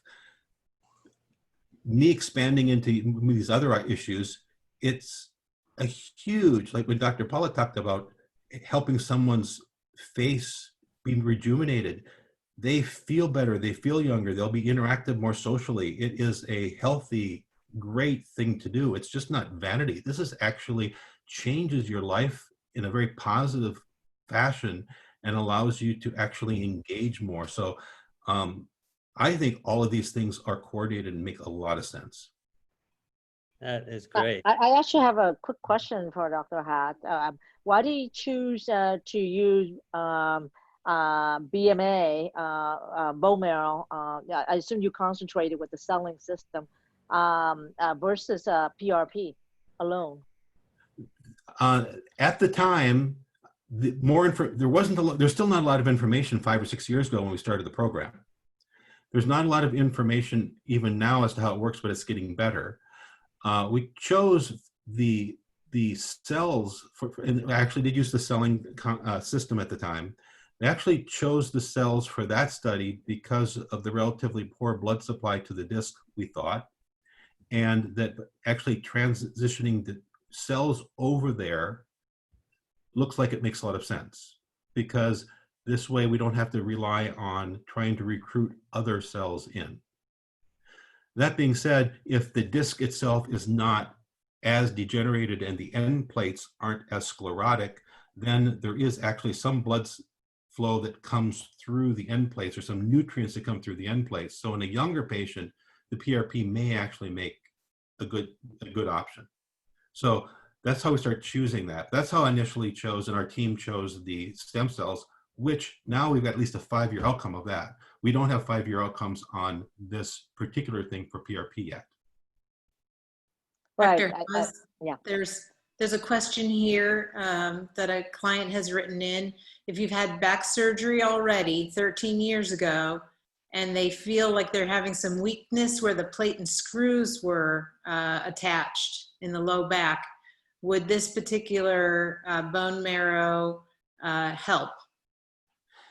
That is a big, interesting question because it implies a few things.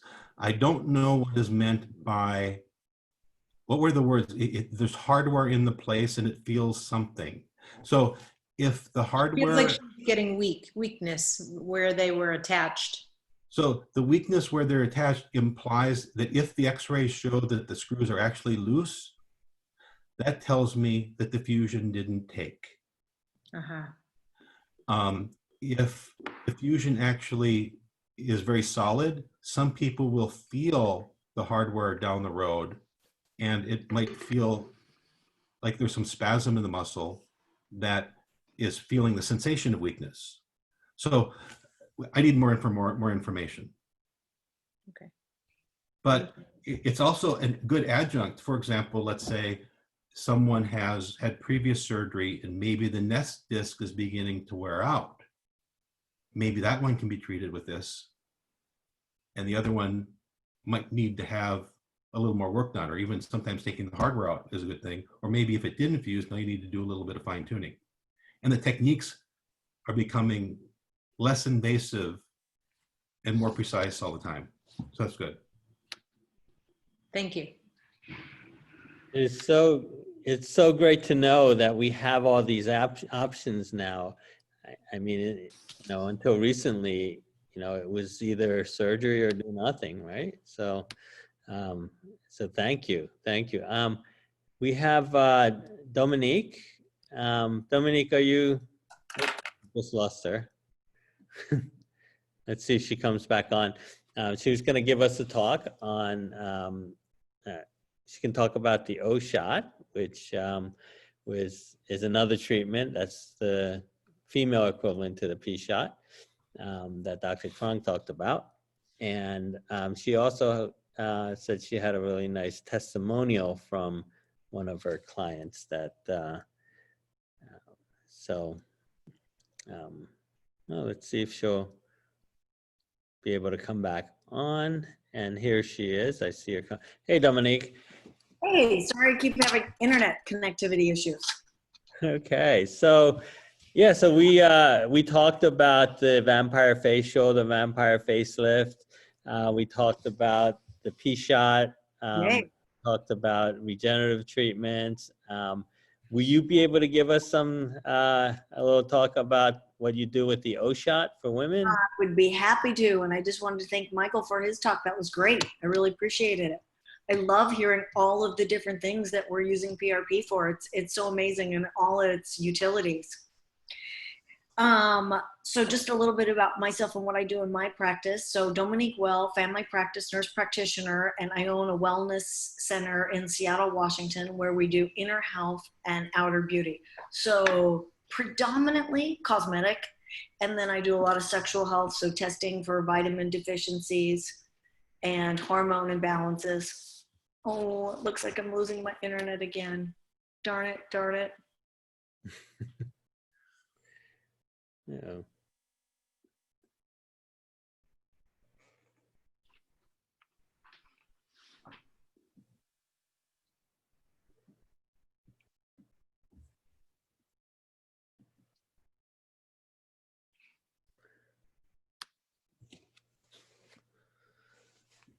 Okay, so while we are waiting, there So she is. when she comes back, have her try her cell phone too. Yeah.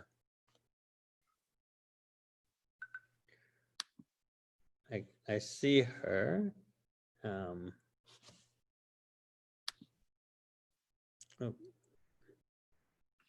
There you are. Okay, sorry, it's terrible connectivity. You might also want to try your cell phone too if it keeps. If I keep doing that, I'll do it through there. So I do a lot of hormone testing and sexual medicine, as well as the cosmetic dermatology. And I trained with Dr. Runnels about 6 years ago, and now am the Pacific Northwest trainer for all of the vampire face, hair, O-shot, P-shot for the Pacific Northwest. So I do a lot of O and P shots.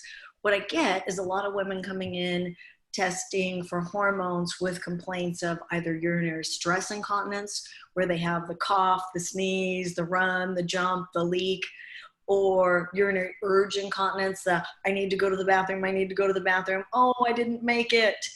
The O-shot is incredible for both urinary stress and urge incontinence. It's also good for decreased libido, decreased arousal. They might have desire but not be easily aroused. Difficulty with sensitivity, difficulty with climax, with orgasm. It's got a lot of utilities to it.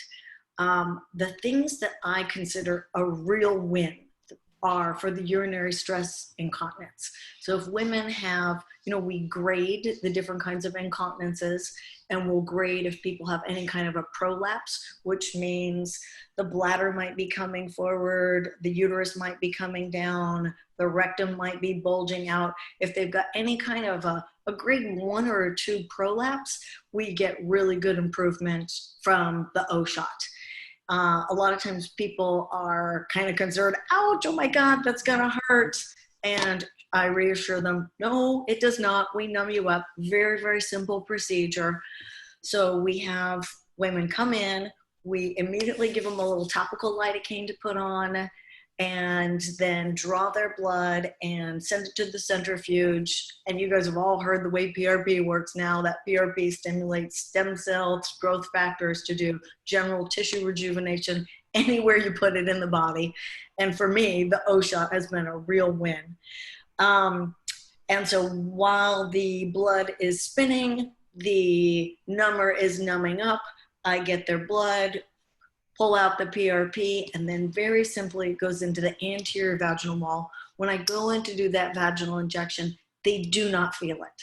The vaginal wall really does not have a lot of nerves. The clitoris does. I make sure it's good and numb before going in. So it goes into the anterior vaginal wall.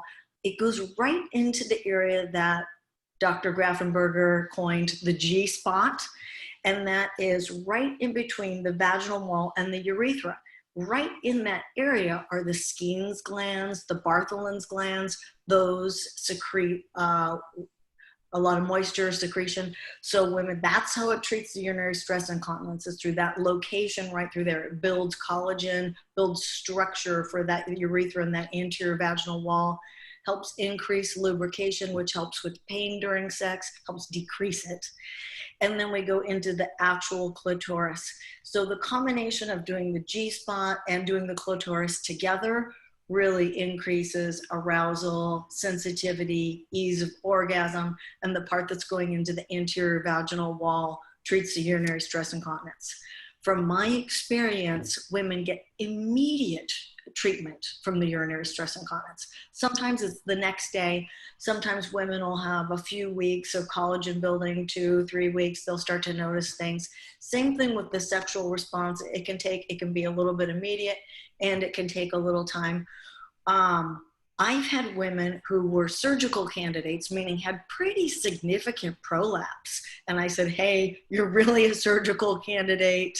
I can't guarantee this, but we can give it a try.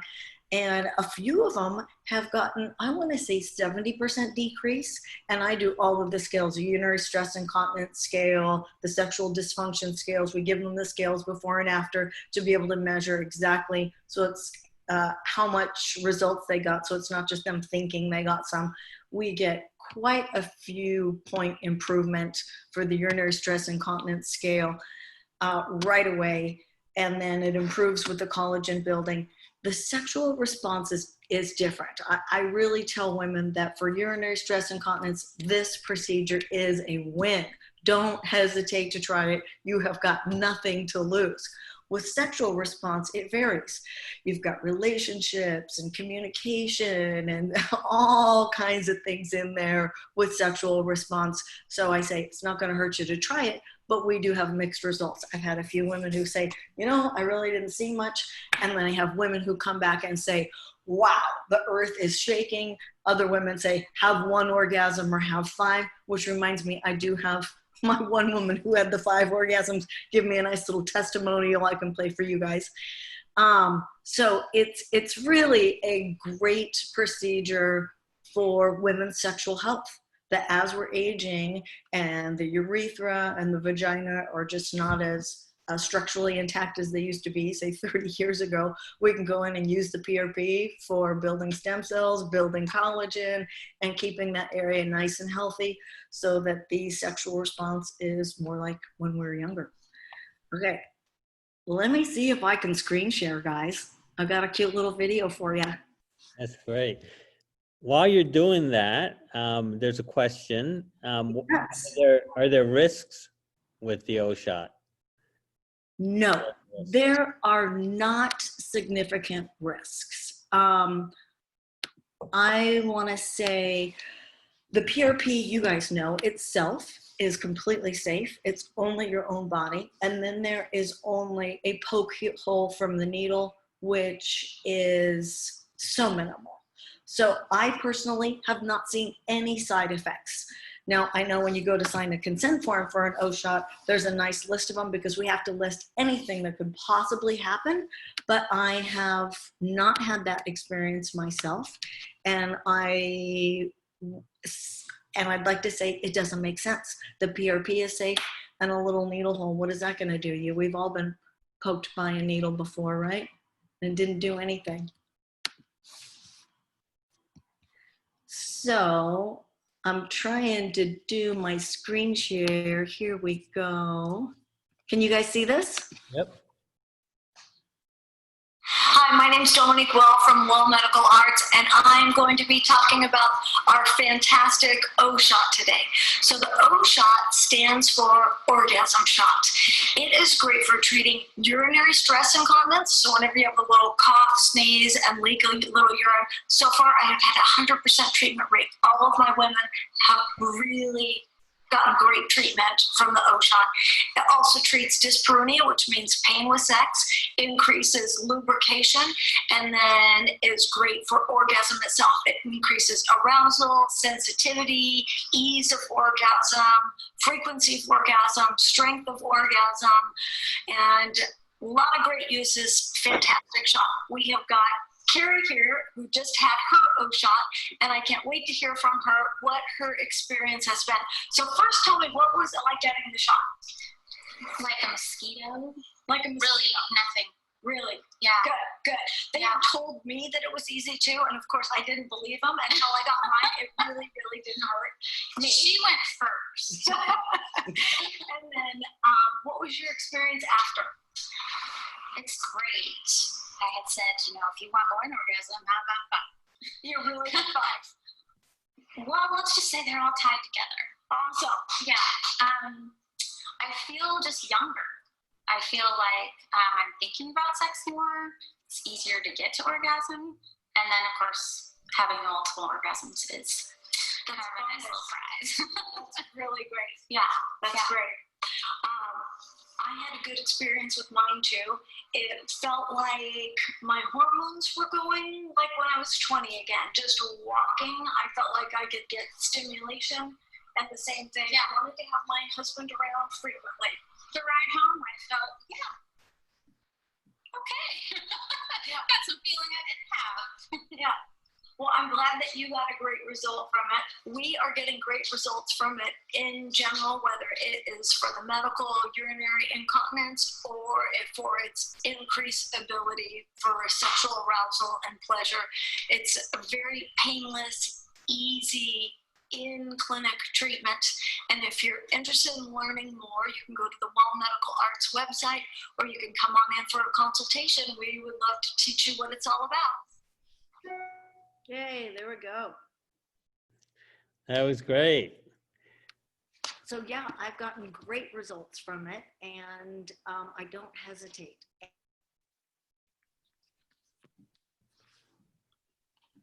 Awesome. So, hey, Dominic, do you use anything else? You use any of the devices along with the O-shot at all?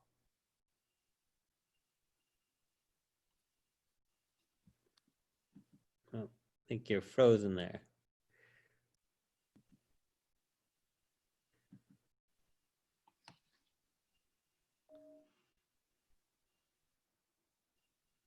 Did you guys get to see the whole video? We did. We did see the video. That was awesome. That was great. So a question for you: do you use any of the other devices, like radio frequency or laser or LED lights or anything like that in conjunction with it, or do you find the O-shot by itself is good? Let me make sure that this is not mine doing this. You'll probably see something like it. There we go. I do the O-shot, the P-shot, the hair restoration, the vampire facial, and the facelift. I've had the opportunity to do a few of the orthos. I've done tennis elbow, carpal tunnel, and a broken foot. And I've gotten good results from everything that I've treated with it. Yeah, so, as you guys can see, we have, we have practitioners from all over the country. Actually, there's people all over the world. There's over 2,000 certified vampire O-shot, P-shot providers around the world. And, there wouldn't be so many of us, if it wasn't such a great treatment. And, it's the mainstream, medical people, there's still a lot of people that don't get it. So I often have people, patients come in and they tell me they spoke to their doctor and the doctor told them this was all voodoo, that there's no evidence that this works, to which, we all know that there are thousands and thousands of papers. All you have to do is go on clinicaltrials.gov or, or PubMed, where we look up, when a doctor says that there's no evidence, that just tells me this doctor has not been studying for the last 20 years, because this stuff is just so, now becoming such a, mainstay of treatment for so many different conditions, from cosmetic uses to orthopedics to sexual function. We have Dominique, who, is practicing in Seattle. Beth and I are in New Jersey. Dr. Polit is in Texas. Dr. Hasz and Dr. Truong are in Virginia. There's probably, providers, so many providers that do this. So it's so important, though, to make sure that you go to people that are taking the initiative, the measures to make sure that they're getting trained and continuing to dialogue with, like we're doing, talking with each other, because, we learn from each other, we learn from our patients.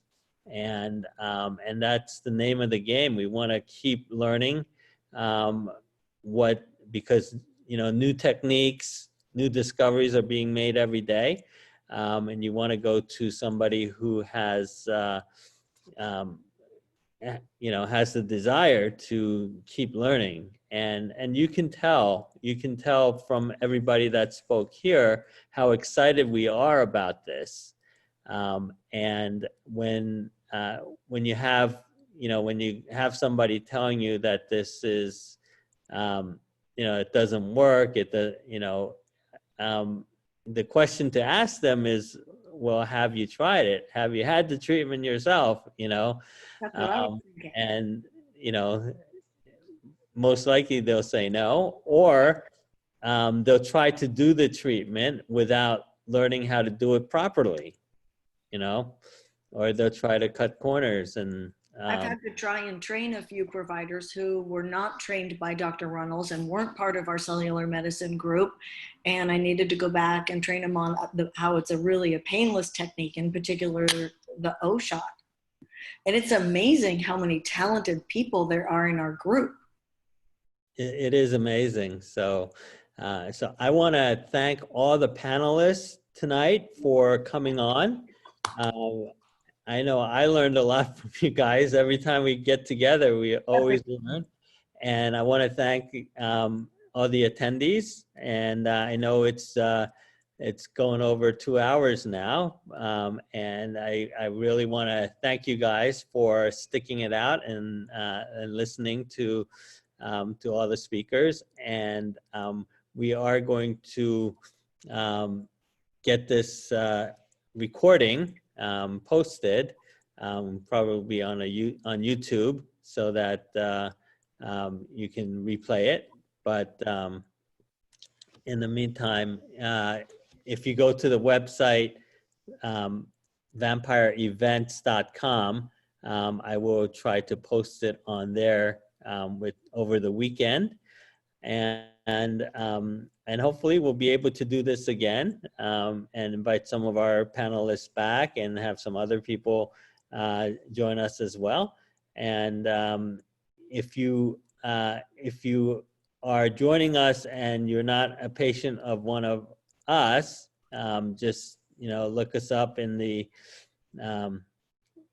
your area. And if you have questions, if you have further questions about the treatments, we'd be happy to answer your questions. And I'd encourage you to just get a consultation, because we have so many need treatments that all of us do, and if it's something that we don't do ourselves, we can certainly refer you to somebody in our network. So, well, I want to thank you, Dr. Song, for being such a pioneer in uniting us all and putting this together. You've done great work.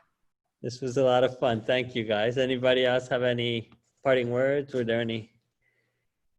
Let me just check for questions. There was a question in the Q&A, and I sent an answer, but we could speak to it. Okay. The question is, how much improvement do you generally see with lubrication with the O shot? I want to say it's not the top thing that I would sell it for, or that I would do for that problem first. First, I would be checking a woman's hormones. Usually the estradiol is low. Putting her on a low dose, it's called a biest or a triest cream, is going to be the first thing that you would do for lubrication, as well as making sure that she had some lubrication at the bedside. The O shot would be secondary. Like I said before, it's really a win for the urinary stress incontinence, and also a nice benefit to get the sexual response. But lubrication, you look towards estradiol first. Mm-hmm. And I also do the Thermiva treatment, radio frequency, and I have found women come back that, they'll come back a month later and say, within days, after being so dry for so long, they've got lubrication. Yeah, they're thrilled with it.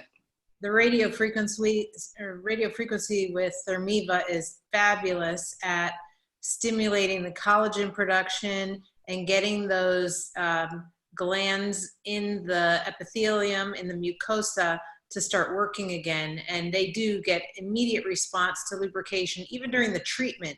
The provider can actually feel that the lubrication increases immediately, and then that tissue heals, the collagen strengthens, the mucosa starts making natural lubrication more readily, and then they're much more responsive and have a much better, sexual experience, because they're not in so much pain and not so dry. And sometimes, people don't like to use external lubrication, so they just seem to enjoy everything better without all the lubing. Radio frequency is fantastic, especially for younger women when their estradiol actually hasn't gone low yet. Right. And there's a take-home device too. And Beth, you really like that VFit Plus. You find Yes. customers are. Yeah, it has radio frequency, gentle heat, about 40 degrees centigrade, also red light. And then in addition, it has sonic waves. So like the acoustic wave we were talking about before, which helps the red light to penetrate and the heat to penetrate into the tissues. And that stimulates the rejuvenation, all three modalities. And it's an at-home device. Women feel very comfortable taking it home. I sometimes recommend it it's great for the urinary stress incontinence and urgency. And after a woman will do the P shot, the O shot, we actually include the VFit Plus now with women who've had the O shot. So they go home with that. And we also combine the O shot with the series of Thermiva. But to me, it makes a great maintenance home treatment, home device that they can use in the privacy of their own homes 3 times a week at first, and then once or twice a week after they initially use it for a period of weeks. And I'm getting nice feedback on that from women. Thanks, Beth. That's great to hear. Actually, it's out in Seattle near you. I know. Yeah. Okay, well, again, thank you guys so much. I think hopefully our attendees got as much out of it as I did. And we want to, just wish everybody a good night, stay safe, and hope to see you all again in another Zoom webinar. Good night. Thank you. Hey, everyone. All right, good night, everybody. Good night.